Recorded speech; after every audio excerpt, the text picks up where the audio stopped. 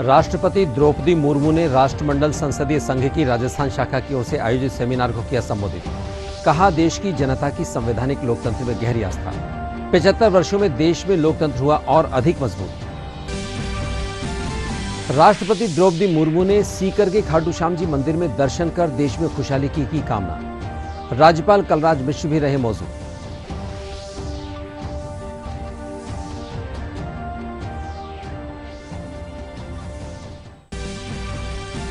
राजस्थान विधानसभा का 8वां सत्र शुरू। प्रतिपक्ष की ओर से टोडाभी में हुई महिला की मौत पर किया हंगामा। सदन की कार्यवाही 17 जुलाई सुबह 11 बजे तक के लिए की गई स्थगित।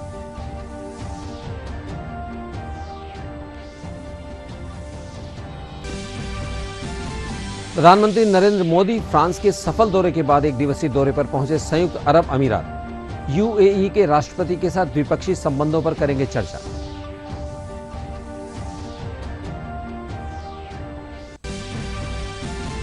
और प्रदेश के पूर्वी और उत्तरी राजस्थान के हिस्सों में बरसात का दौर जारी। मौसम विभाग ने 18 जुलाई से एक नया सिस्टम सक्रिय होने से प्रदेश के अधिकांश स्थानों पर बारिश का जताया पूर्वानुमान।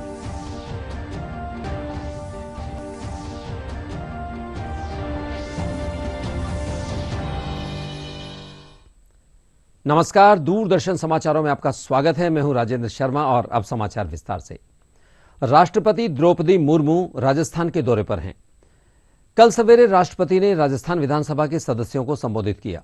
उसके बाद शाम को जयपुर में आयोजित राष्ट्रमंडल संसदीय संघ की राजस्थान शाखा की ओर से आयोजित सेमिनार को संबोधित करते हुए राष्ट्रपति ने कहा कि देश की जनता की संवैधानिक लोकतंत्र में गहरी आस्था है। उन्होंने कहा कि आजादी के बाद 75 वर्षों में चुनौतियों का सामना करते हुए देश में लोकतंत्र और भी अधिक मजबूत हुआ है। पूर्व उपराष्ट्रपति स्वर्गीय भैरव सिंह शेखावत के जन्म शताब्दी समारोह के अवसर पर आयोजित सेमिनार को राज्यपाल कलराज मिश्र ने भी संबोधित किया। उन्होंने कहा कि स्वर्गीय शेखावत राजनीति और लोकतांत्रिक प्रक्रियाओं की शुचिता के प्रखर पैरोकार थे। सेमिनार को विधानसभा अध्यक्ष डॉक्टर सीपी जोशी, नेता प्रतिपक्ष राजेंद्र राठौड़ सहित कई नेताओं ने संबोधित किया। राष्ट्रमंडल संसदीय संघ की राजस्थान शाखा द्वारा विभिन्न विषयों पर कार्यक्रम आयोजन किए जाते हैं। मुझे प्रसन्नता है कि राष्ट्रमंडल संसदीय संघ के इस मंच का सदुपयोग किया गया है तथा भारतीय जनजीवन को प्रभावित करने वाले अत्यंत महत्वपूर्ण लोगों के व्याख्यान संपन्न कराया गया है। देवियों और स्वजनों, आज मैंने राजस्थान विधानसभा में विधायकों को संबोधित किया। आप में से बहुत से लोग वहां भी उपस्थित थे। लोकतंत्र के सुदृढ़ीकरण में राजस्थान विधानमंडल के प्रमुख संवैधानिक पदाधिकारियों की भूमिका के संदर्भ में राजस्थान के राज प्रमुख सबाई श्री मान सिंह, राज्यपाल सरदार श्री गुरुमुख निहाल सिंह, डॉक्टर संपूर्णानंद, श्री रघुकुल तिलक, श्री बलिराम भगत, श्री कल्याण सिंह तथा वर्तमान राज्यपाल श्री कलराज मिश्र जी तक अनेक दूरदर्शी महानुभावों का मार्गदर्शन राजस्थान की विधानसभा को मिलता रहा है। मैं महिला राज्यपाल श्रीमती प्रतिभा पाटिल जी, श्रीमती शोभा राव तथा श्रीमती मार्गारेट आलोआ का विशेष रूप से उल्लेख करना चाहती हूँ। उन जैसे महिलाओं ने देश की महिलाओं में प्रेरणा का संचार किया है। पूर्ववर्ती राष्ट्रपति के रूप में श्रीमती प्रतिभा देवी सिंह पाटिल जी मेरे लिए प्रोत्साहन का स्रोत रही है।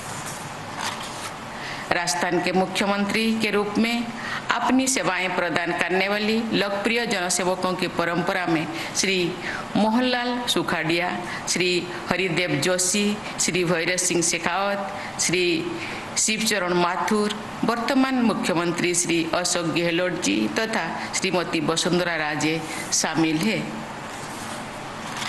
श्री रामनिवास मिर्धा, श्री लक्ष्मण सिंह, श्री पूनम चंद बिश्नोई, श्री परशुराम मदरेणा, श्रीमती सुमित्रा सिंह तथा वर्तमान अध्यक्ष डॉक्टर सीपी जोशी जी जैसे अध्यक्षों ने राजस्थान विधानसभा का कुशल संचालन किया है।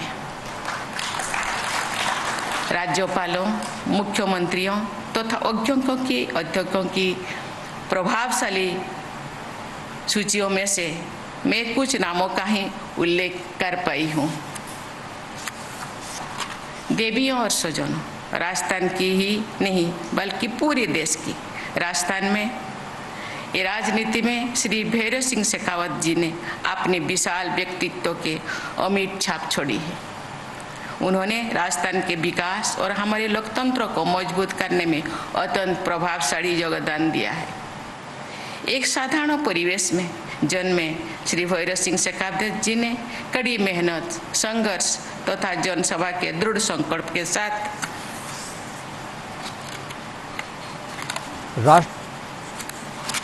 देश के सबसे लोकप्रिय जनसेवकों में अपना स्थान बनाया है। राष्ट्रपति द्रौपदी मुर्मू ने कल सीकर के खाटू श्याम जी मंदिर में दर्शन किए और देश में खुशहाली की प्रार्थना की। इस दौरान राष्ट्रपति ने श्याम मंदिर में पूजा अर्चना भी की। श्याम मंदिर कमेटी के अध्यक्ष प्रताप सिंह चौहान ने राष्ट्रपति को दुपट्टा ओढ़ाकर और श्याम प्रतीक चिन्ह देकर उनका स्वागत किया और सम्मान किया। इस मौके पर राज्यपाल कलराज मिश्र, सीकर के सांसद सुमेधानंद सरस्वती, देवस्थान मंत्री शकुंतला रावत सहित जिला और ब्लॉक स्तरीय अधिकारी और पदाधिकारी उपस्थित रहे। इससे पहले सीकर पहुंचने पर राष्ट्रपति का सांसद, जिला कलेक्टर, पुलिस अधीक्षक, जिला प्रभारी मंत्री जैसे गणमान्य लोगों ने औपचारिक स्वागत भी किया।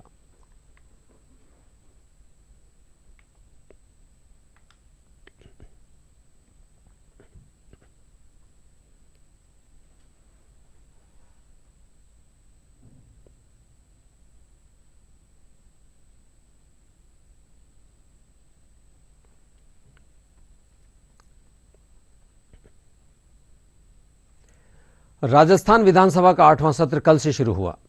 राष्ट्रपति के संबोधन के बाद शुरू हुई सदन की कार्यवाही के शुरुआत में प्रतिपक्ष की ओर से टोडाभी में हुई महिला की मौत पर हंगामा किया गया।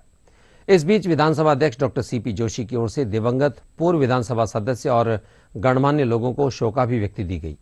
इसके बाद अध्यक्ष ने विधानसभा की कार्यवाही 17 जुलाई सुबह 11 बजे तक के लिए स्थगित करने की घोषणा की। प्रधानमंत्री नरेंद्र मोदी फ्रांस के सफल दौरे के बाद एक दिवसीय दौरे पर आज संयुक्त अरब अमीरात पहुंचे। अबू धाबी हवाई अड्डे पर प्रधानमंत्री का स्वागत किया गया। प्रधानमंत्री यूएई के राष्ट्रपति के साथ द्विपक्षीय संबंधों पर चर्चा करेंगे। इससे पहले कल प्रधानमंत्री नरेंद्र मोदी और फ्रांस के राष्ट्रपति इमैनुएल मैक्रों के बीच शिक्षा, रक्षा, प्रौद्योगिकी, व्यापार और पर्यावरण से जुड़े मुद्दों पर सहमति बनी। एक संयुक्त प्रेस वार्ता को संबोधित करते हुए प्रधानमंत्री मोदी ने कहा कि फ्रांस भारत का मेक इन इंडिया पार्टनर है। प्रधानमंत्री पेरिस में बेस्टिल डे परेड के मुख्य अतिथि के तौर पर सम्मिलित हुए। प्रधानमंत्री को फ्रांस के राष्ट्रपति ने सर्वोच्च सम्मान Grand Cross of the Legion of Honour से भी सम्मानित किया। करौली के नादौदी थाना क्षेत्र में एक युवती के साथ कथित दुष्कर्म के बाद एसिड फेंकने और गोली मारकर हत्या करने के मामले को लेकर सांसद डॉक्टर किरोड़ी लाल मीणा का धरना कल दूसरे दिन भी जारी रहा। सांसद दिया कुमारी और रंजीता कोली भी धरना स्थल पर पहुंची। यहां उनकी पुलिस प्रशासन से हुई वार्ता विफल रही। वहीं दूसरी ओर कई राजनीतिक दलों के लोगों ने भी अस्पताल परिसर में अपना धरना और प्रदर्शन शुरू किया। भाजपा के अलावा बहुजन समाज पार्टी, आम आदमी पार्टी और भीम आर्मी के कार्यकर्ताओं ने अस्पताल परिसर में अलग अलग धरने शुरू किए। सभी ने पीड़ित परिवार को न्याय दिलाने की भी मांग की।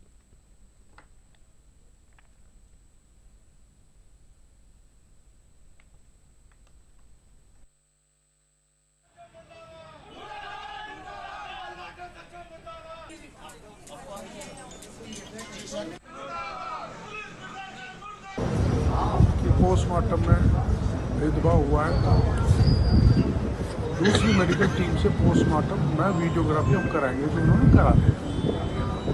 दूसरा, वो उन्होंने ये कहा था कि इनको गिरफ्तार कर लेंगे, तो अभी तक तो कोई गिरफ्तारी हुई नहीं। तीसरा, कलेक्टर साहब ने ये कहा था कि जो आर्थिक पैकेज हमने 50 लाख का मांगा है उन पर वो सरकार में बात करके हमको बताएंगे।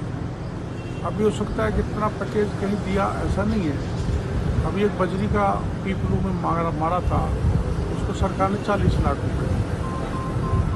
तो ये तो यूथ ही है दलित, हमारी मांग है 50 लाख दिया जाए, लेकिन उससे पहले सब मुलजिमों का पता किया जाए। सबसे बड़ा आज हम लोग मुल्जिम मानते हैं पुलिस को, उनकी लापरवाही, क्योंकि सबसे पहले जब परिवार गया रिपोर्ट दर्ज करने थाने में, सबसे उनके जो पास थाना पड़ता है वहां गए, वहां पर उन्होंने रिपोर्ट दर्ज करने का प्रयास किया। उनको ये कहा गया कि नहीं, यहाँ क्यों आए हो, यहाँ से अभी के अभी रफा दफा हो जाओ, नहीं तो तुमको ही पकड़ के जेल में बंद कर देंगे, ये कहा गया। फिर वो दूसरे थाने में गए, इसमें बहुत देरी हुई, और ये देरी भी बहुत बड़ी वजह है, इसलिए वो बेटी कुएं में पाई गई। उसके गन शॉट्स भी थे और एसिड भी फेंका गया उस पे। वो सो रही थी रात को, उसको रात को उठा के ये लोग ले गए, रेप करा, उसके बाद उस पे एसिड फेंका, उसको गोली से मारा, उसके बाद कुएं में फेंका। और जब ये लोग रिपोर्ट दर्ज करने गए, वहां पर उसकी कार्रवाई तुरंत होनी चाहिए थी, वो तुरंत कार्रवाई नहीं हुई, उनको दूसरे थाने जाना पड़ा और वहां पर रिपोर्ट दर्ज करवानी पड़ी। और हमारी मांग ये है कि इमीडिएटली जो दोषी है उनको पकड़े और उन पे सख्त से सख्त कार्रवाई हो। एसपी और कलेक्टर से मिलके आई हूँ और मैंने कहा है कि अपराधी को जितनी जल्दी हो सके उतनी जल्दी ढूंढ के गिरफ्तार करें। 4-5 टीमें लगी हुई है गिरफ्तार करने के लिए और गिरफ्तार करेंगे। और गिरफ्तार करने के बाद में कठोर से कठोर आईपीसी की धाराएं लगा करके उसको सख्त से सख्त सजा दिलाने का भी होएगा। जल्दी से जल्दी चालान पेश हो और कोर्ट में इस पर जल्दी से जल्दी सजा भी हो, और किसी के साथ में इस तरह से हादसा होना नहीं चाहिए। लड़की की जो गन शॉट से हत्या हुई है और उसको पानी में डाल दिया मारने के बाद, या इस समय मुकदमा दर्ज होकर डीपीएसपी लेवल का अधिकारी तफ्तीश की जा रही है और साथ ही इसमें 4-5 टीम गठित कर दबिश दी जा रही है। सस्पेक्टेड लोग जो भी है क्योंकि मुकदमा अज्ञात में है, जो सस्पेक्टेड लोग जो उनसे पूछताछ की जा रही है और पुलिस समग्र रूप से देखकर अलग अलग एंगल से इन्वेस्टिगेशन करके मुलजिम तक पहुंचने का प्रयास कर रही है। करौली में बालिका की हत्या के विरोध में जयपुर में अखिल भारतीय विद्यार्थी परिषद के कार्यकर्ताओं ने विधानसभा पर प्रदर्शन किया। सैकड़ों की संख्या में विद्यार्थी परिषद के कार्यकर्ताओं ने विधानसभा की ओर कूच किया। इस दौरान पुलिस ने बल प्रयोग भी किया। इसमें कुछ छात्र चोटिल भी हुए। एबीवीपी के राष्ट्रीय मंत्री होशियार मीणा ने बताया कि विद्यार्थी परिषद महिला अत्याचारों की पुरजोर विरोध करता है। उन्होंने हत्या के आरोपियों को जल्द से जल्द गिरफ्तार करने की मांग की। कार्यकर्ताओं पर लाठीचार्ज किया गया। हम लोग दलित बहन को बलात्कार हुआ, उसके ऊपर एसिड डाला गया। उसके न्याय को लेकर हम लोग आज विधानसभा के पहुंचे थे कि हम ज्ञापन देंगे, लेकिन जिस तरीके से पुलिस प्रशासन के द्वारा निर्ममतापूर्वक लाठीचार्ज करके मारा गया, ये गलत है। विद्यार्थी परिषद इसका विरोध। कर्नाटक में जैन संत की हत्या के विरोध में कल डूंगरपुर शहर के बाजार बंद रहे। जैन समाज ने शहर में आक्रोश रैली निकालकर कलेक्टर के सामने प्रदर्शन किया। इस दौरान लोगों ने संत के हत्यारों को कड़ी से कड़ी सजा दिए जाने की मांग की। लोगों ने प्रदर्शन के बाद राष्ट्रपति और प्रधानमंत्री के नाम जिला कलेक्टर को ज्ञापन भी सौंपा।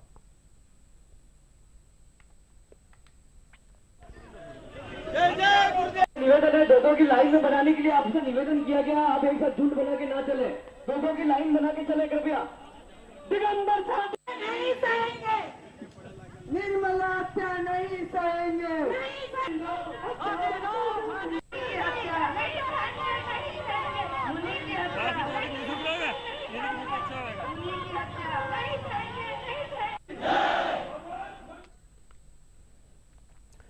नेशनल फ्रांस डे के अवसर पर कल जयपुर का अल्बर्ट हॉल फ्रांस के राष्ट्रीय ध्वज के रंगों में रोशन नजर आया।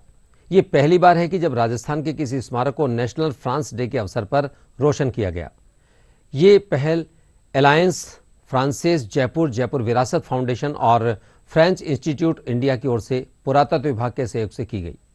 इस पहल का उद्देश्य भारत और फ्रांस के बीच मजबूत सांस्कृतिक संबंध स्थापित करना है। जयपुर के एसएमएस अस्पताल में जून माह में आंखों के ऑपरेशन किए गए मरीजों में बैक्टीरियल संक्रमण के बाद अब कॉर्निया ट्रांसप्लांट करने होंगे। पिछले महीने हुए 74 ऑपरेशंस में 18 मरीजों को दोबारा जयपुर के एसएमएस अस्पताल के नेत्र रोग विभाग में भर्ती किया गया।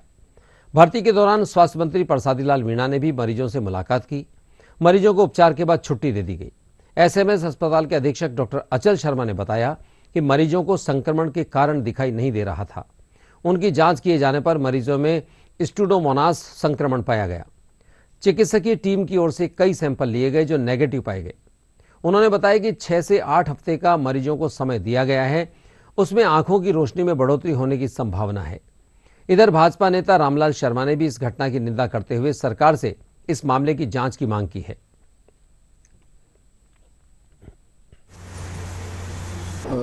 पिछले माह के 26 तारीख के बाद सोमवार, मंगलवार, बुधवार 3 दिन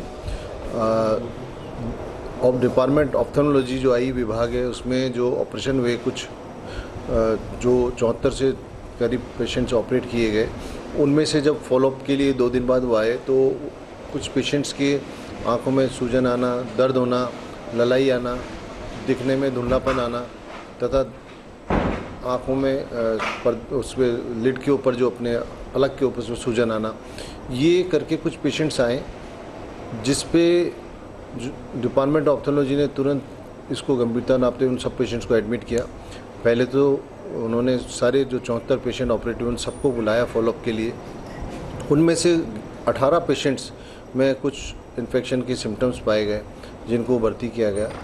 जो हमारी जो टीम है जो सोर्स का पता लगा रही है, उन्होंने 180 के करीब सैंपल लिए, जिसमें ऑपरेशन टेबल पे, ऑपरेशन की औजारों पर, माइक्रोस्कोप पे, दीवारों से, हवा से, जो भी डिस्पोजेबल आइटम या दवाइयाँ यूज़ की जाती हैं उनमें से, ज़मीन से, और जो डॉक्टर्स वहाँ रहे उन सभी का चेकअप करके तो सारे सैंपल उन्होंने इतने कलेक्ट किए और उनका रिपोर्ट आना बाकी है। उत्तर भारत का सबसे बड़ा हॉस्पिटल SMS हॉस्पिटल, और उस हॉस्पिटल के अंदर 74 मरीजों के आंखों के ऑपरेशन हो और उनमें से 18 मरीजों के संक्रमण होने की वजह से उनको वापस हॉस्पिटल में एडमिट कराना पड़े, और जांच रिपोर्ट के बाद में ये पाया जाए कि उनकी रोशनी अब दोबारा लौटना बहुत मुश्किल है। मेरे ख्याल से ये गंभीर मामला है। समाचार अभी बाकी हैं, मिलते हैं एक अंतराल के बाद। देखते रहिए DD Rajasthan. Welcome to JCRC University, the land of world-class learning, where the future looks bright and your dream takes a flight. University in the beautiful land of Jaipur, offering global placement opportunities. Visit jcrcuniversity.edu.in. Doordarshan समाचारों में एक बार फिर से आपका स्वागत है। बदहाल सड़क पर बरसों से परेशान ग्रामीणों ने सरकार की उदासीनता के बाद खुद ही सहभागिता से सड़क निर्माण कर एक उदाहरण पेश किया है। बूंदी जिले के करीरी गांव के लोगों ने आमजन को एक नई प्रेरणा दी है। पेश है एक रिपोर्ट।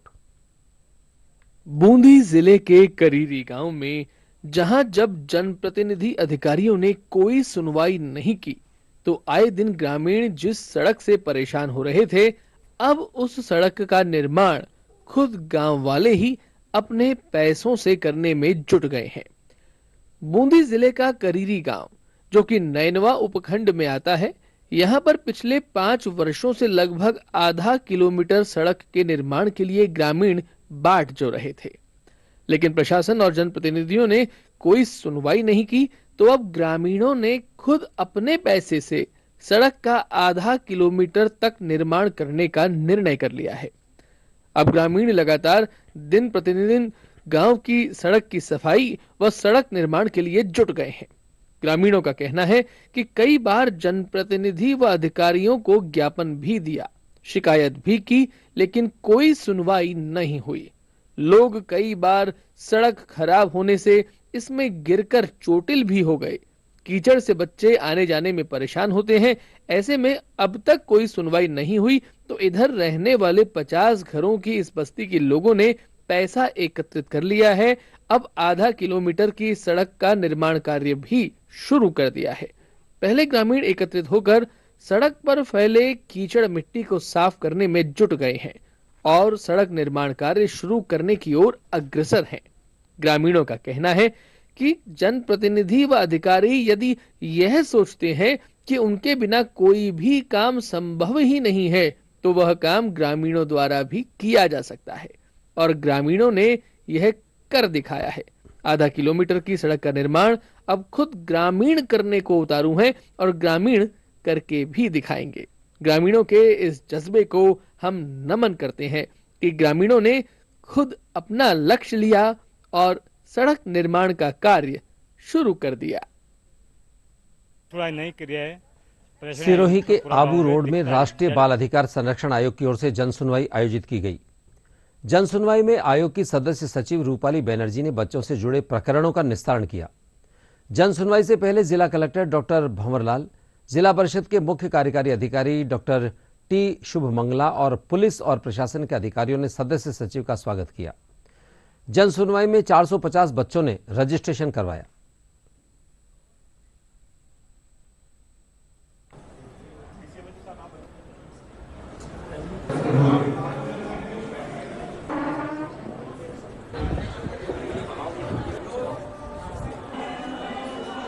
आज टोटल 450 लोगों का रजिस्ट्रेशन हुआ। पूरे जिले में हमने सारे डीएलओस को बता दिया था कि वल्नरेबिलिटी मैपिंग करा जाए। बारिश वगैरह था तो थोड़ा could not pick up, but still 1000 लोगों का वल्नरेबिलिटी मैपिंग किया है। आज जो 450 लोग आए थे उसमें 50 पालनार के, 40 डिसेबिलिटी सर्टिफिकेट्स के लिए, आधार कार्ड के 150 और जन आधार में छोटे मोटे मॉडिफिकेशंस वगैरह कराने के लिए 100 एंड अदर्स में मिसलेनियस। तो यहाँ हमारे सारे डिस्ट्रिक्ट के सारे डीएलओस और डिपार्टमेंट से पार्टिसिपेट किया। स्पेशली ज़्यादा काम इसमें चाइल्ड प्रोटेक्शन यूनिट का था, सोशल जस्टिस का, labour department, rural development, Rajeevika, DOIT and ICDS का था। And all the NGOs of the district, इनसे हमने मीटिंग्स भी लिए थे, उनको भी रेस्पॉन्सिबिलिटीज दिए थे और उनका भी बहुत अच्छा भागीदारी रहा।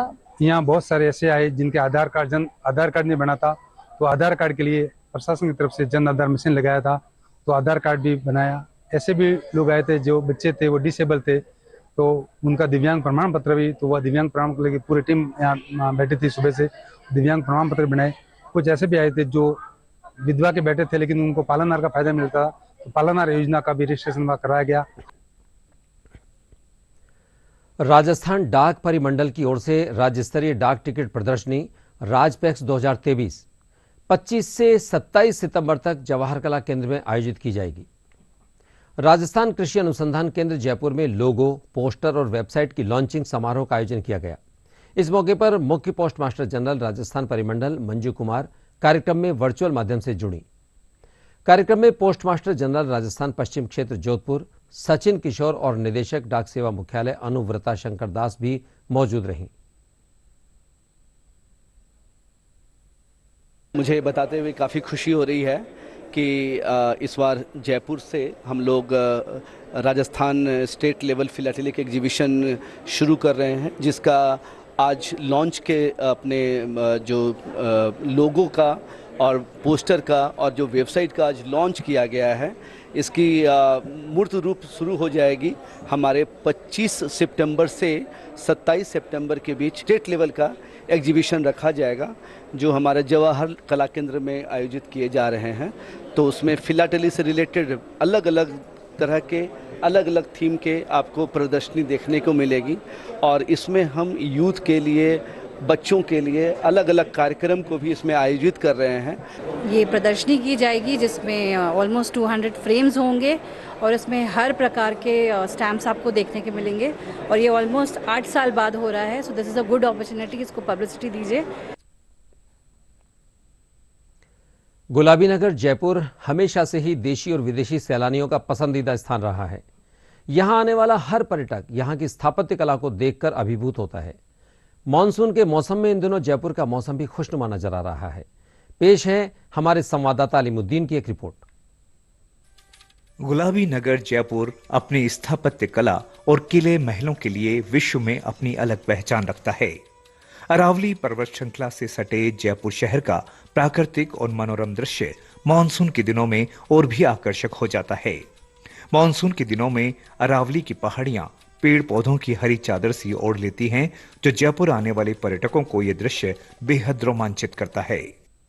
जयपुर जनरली ऐसा देखा जाता है कि फोर्ट्स हैं, किले हैं और हिस्ट्री है, और या फिर उसका बाज़ार, उसकी शॉपिंग ऐसे कंसिडर किया जाता है। पर अब हम जब यहाँ से ट्रैवल कर रहे थे, सारी ग्रीनरी देखते हुए आ रहे हैं, मॉनसून हुआ है, इतना ग्रीन हो रहा था, तो जयपुर का ये वाला जो इस तरफ का जो पर्सपेक्टिव है, जो इस तरफ का जो नज़रिया है, वो देखा नहीं जाता है। तो एक अलग तरह से जयपुर देखा जाएगा। जयपुर शहर में आमेर का महल शोभायमान है। महल के पास बारिश के दिनों में यहाँ स्थित मावठे में पानी का भराव रहता है। वहीं दूर से इस महल को निहारने में इसकी खूबसूरती खास आकर्षण रखती है। देशी विदेशी सैलानी इस अद्भुत नज़ारे को अपनी यादों में सहेज कर यहाँ से ले जाते हैं। Jaipur ka forests are beautiful. Like monsoon ke baad, it's like very green. तो मेरे को visit करना था and like the animals यहाँ पर हम US में नहीं देखते बहुत. So it's like different हमारे लिए. Like wildlife में देखना है. I love Jaipur because my family lives here and I like to see the forts and the bazaars. The Amer Fort is a very high-tech fort and because its architecture is really good. Jaipur की पहचान जहां pink city से तो है ही, वहीं यहाँ का city palace, Jantar Mantar, हवा महल, अल्बर्ट हॉल, जल महल और अन्य पर्यटक स्थल देखकर जयपुर भ्रमण को आने वाले पर्यटक अभिभूत होते हैं। मानसून के दिनों में पहाड़ियों की ओट में बसा जयपुर हरियाली और खुशनुमा मौसम में किसी हिल स्टेशन जैसा प्रतीत होता है। जयपुर के आमेर स्थित तलहटी में ये प्राकृतिक और मनोरम दृश्य हमें हिल स्टेशन की याद दिलाता है। जयपुर आने वाला पर्यटक यहाँ के किले, महल और हवेलियों को लिए तो देखता ही है, साथ ही वो यहाँ आकर प्राकृतिक दृश्यों का भी लुत्फ उठाता है। मेरे सहयोगी कैमरामैन केदार प्रसाद शर्मा के साथ दूरदर्शन समाचारों के लिए मैं अलीमुद्दीन। प्रदेश के पूर्वी और उत्तरी राजस्थान के हिस्सों में बरसात का एक और दौर जारी है। मौसम विभाग के मुताबिक बीकानेर और जोधपुर संभाग के कई स्थानों पर कल बारिश दर्ज की गई। विभाग के निदेशक राधेश्याम शर्मा ने बताया कि 18 जुलाई से एक नया सिस्टम सक्रिय होने से राजस्थान के अधिकांश स्थानों पर बारिश होने की संभावना है।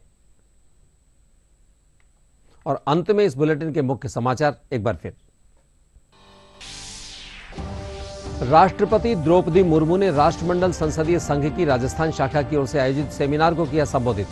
कहा, देश की जनता की संवैधानिक लोकतंत्र में गहरी आस्था। 75 वर्षों में देश में लोकतंत्र हुआ और अधिक मजबूत। राष्ट्रपति द्रौपदी मुर्मू ने सीकर के खाटू श्याम जी मंदिर में दर्शन कर देश में खुशहाली की कामना। राज्यपाल कलराज मिश्र रहे मौजूद।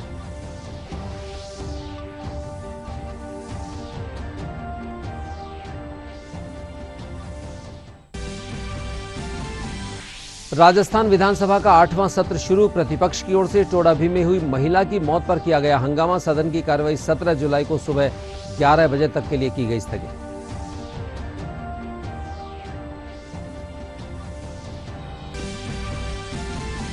प्रधानमंत्री नरेंद्र मोदी फ्रांस के सफल दौरे के बाद एक दिवसीय दौरे पर पहुंचे संयुक्त अरब अमीरात। यूएई के राष्ट्रपति के साथ द्विपक्षीय संबंधों पर करेंगे चर्चा।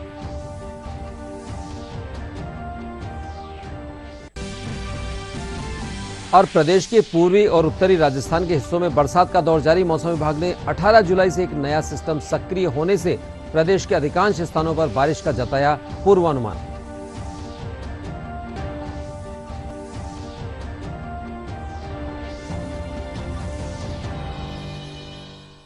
इसी के साथ ये समाचार बुलेटिन यहीं समाप्त होता है। नमस्कार।